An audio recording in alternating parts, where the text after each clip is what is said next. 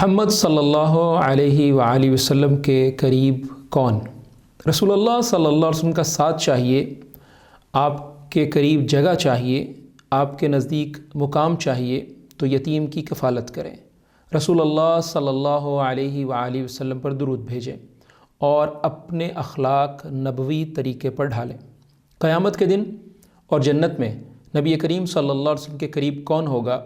3 احادیث سنتے ہیں۔ پہلی حدیث، رسول اللہ صلی اللہ علیہ وآلہ وسلم نے فرمایا، انا وکافل الیتیم فی الجنت ہاکذا، میں اور یتیم کی پرورش کرنے والا جنت میں اس طرح ہوں گے۔ آپ نے شہادت اور درمیانی انگلی کے اشارے سے اس قرب کو اور اس قریبی کو بتایا۔ صحیح بخاری 6005۔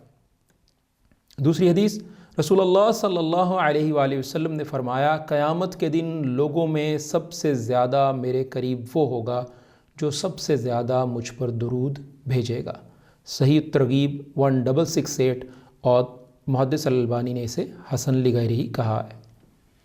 تیسری حدیث، رسول اللہ صلی اللہ علیہ وآلہ وسلم نے فرمایا، میرے نزدیک تم میں سے دنیا میں سب سے زیادہ محبوب اور قیامت کے دن مجھ سے سب سے زیادہ قریب بیٹھنے والے وہ لوگ ہیں جو تم میں بہترین اخلاق والے ہیں، اور میرے نزدیک تم میں دنیا میں سب سے زیادہ قابل نفرت اور قیامت کے دن مجھ سے سب سے دور بیٹھنے والے لوگ وہ ہیں جو باتونی، بلا احتیاط بولنے والے، زبان دراز اور تکبر کرنے والے ہیں۔ جامع ترمذی 2018 اور محدث الالبانی نے اسے صحیح کہا ہے۔